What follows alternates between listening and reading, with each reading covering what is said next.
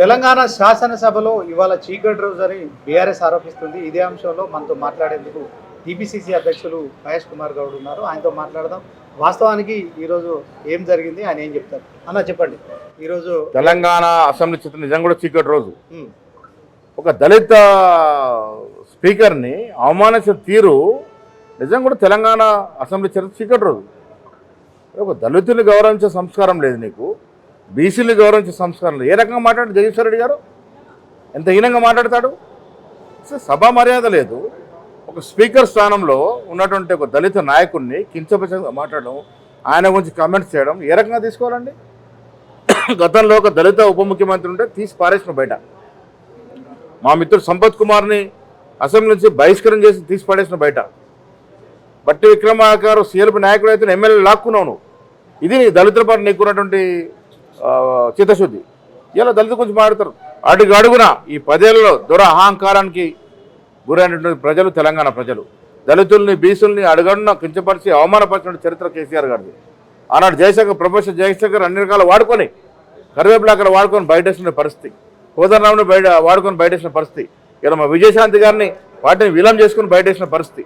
So అడుగడుగున తెలంగాణ కోసం వీళ్ళందరినీ కూడా వాడుకొని ఆయన అధికారం కోసం లాభపడాడు తప్ప ఎక్కడ కూడా దళితులకి బీసీలకి న్యాయం చేసిన పాపన పోలే. అందుకే ప్రజలు వాత పెట్టారు కేసీఆర్కి, ఇంకా కూడా రాలే.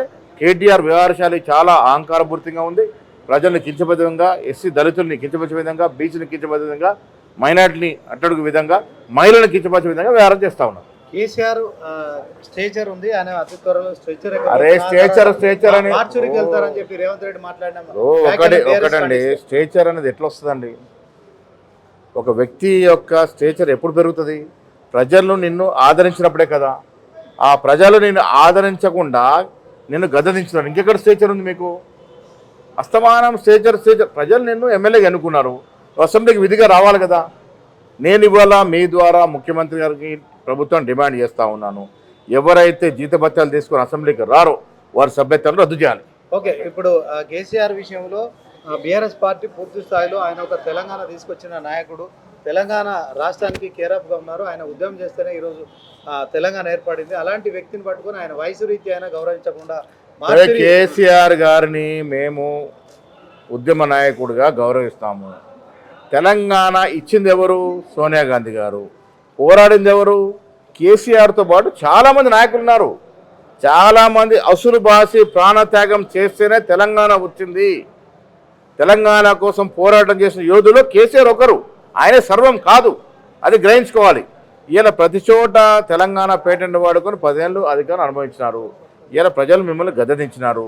ఇంకెప్పుడు స్టేచర్ అని దాని పోతే ప్రజలు మిమ్మల్ని తిరస్కరిస్తారు. జగదీష్ రెడ్డి షోలో ఈరోజు సస్పెండ్ జరిగింది. తర్వాత ఎమ్మెల్యే పదవి నుంచి కూడా తప్పిస్తారని ప్రచారం జరుగుతుంది. నిజంగా కాంగ్రెస్ ఏ స్టాండ్తో ఉంది? ఆ వివరాలు నాకు తెలియవు. స్పీకర్ గారు ఏ నిర్ణయం తీసుకుంటే వేచుద్దాం.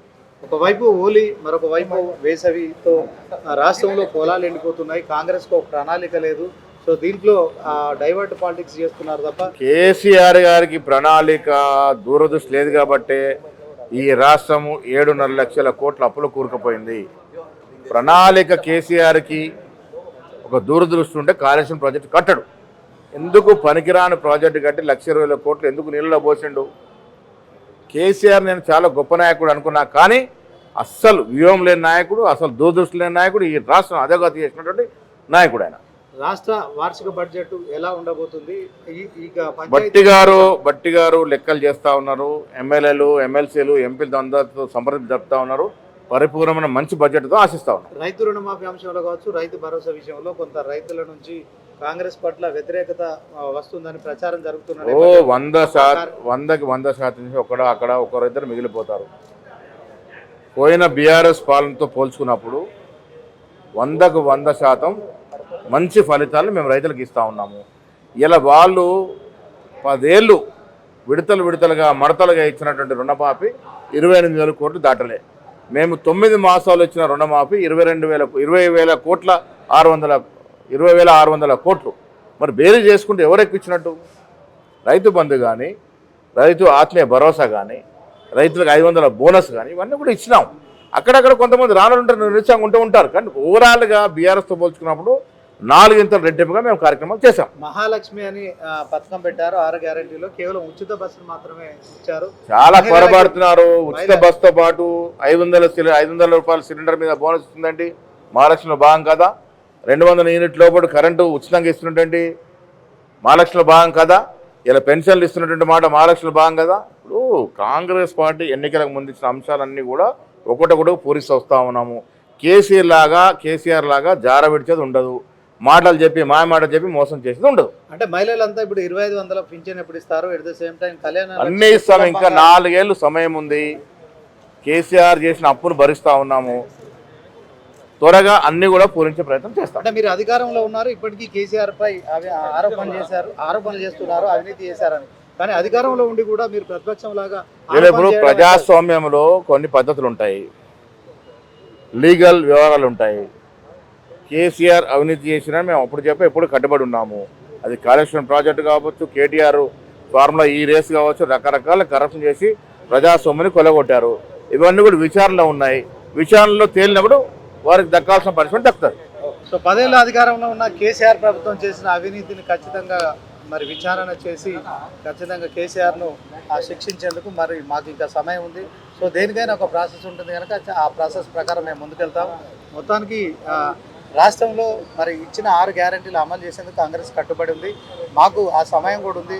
సో దీంట్లో మరి ప్రజలు కావచ్చు, రైతులు కావచ్చు, ఎవరు కూడా ఎలాంటి ఆందోళన చెందాల్సిన అవసరం లేదని టీపీసీసీ అధ్యక్షులు మహేష్ కుమార్ చెప్తున్నారు.